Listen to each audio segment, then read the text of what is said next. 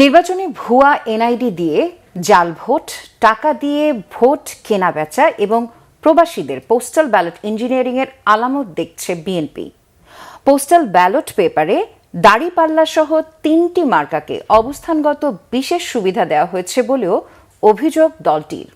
বুধবার গুলশানে কেন্দ্রীয় নির্বাচনী পরিচালনা অফিসে এক ব্রিফিংয়ে এসব অভিযোগ করেন বিএনপির নির্বাচন পরিচালনা কমিটির চেয়ারম্যান নজরুল ইসলাম খান।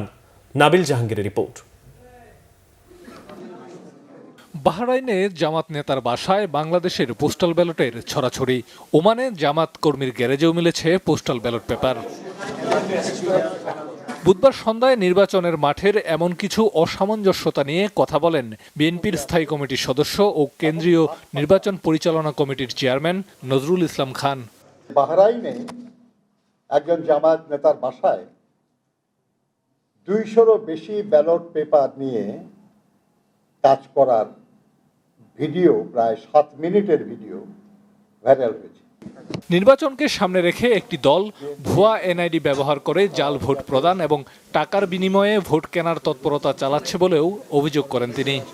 বাড়ি বাড়ি গিয়ে এনআইডি কার্ডের ফটোকপি, ফোন নাম্বার এবং বিকাশ নাম্বার সংগ্রহ করছে।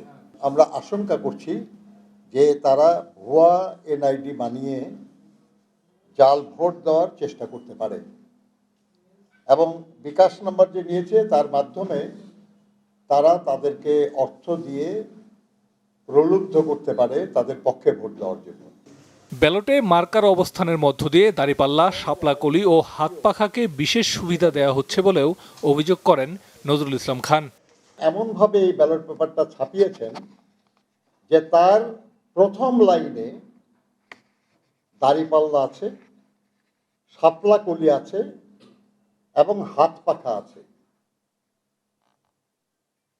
কিন্তু বিএনপির যে প্রতীক সেটা শেষ লাইনে মাঝামাঝি জায়গায়, যাতে করে এই পেপারটা ভাঁজ করলে এটা পড়ে যাবে ঠিক মাঝখানে, আর ভাঁজ পড়ে গেলে একটু অস্পষ্ট হয় এবং কেউ যদি ভাঁজ পড়া অবস্থায় দেখে তাহলে প্রতীকটা পুরো দেখাই যাবে না। ধানের শীষের উপরের অংশ দেখা যাবে এক পাশে, নিচের অংশ দেখা যাবে আরেক পাশে।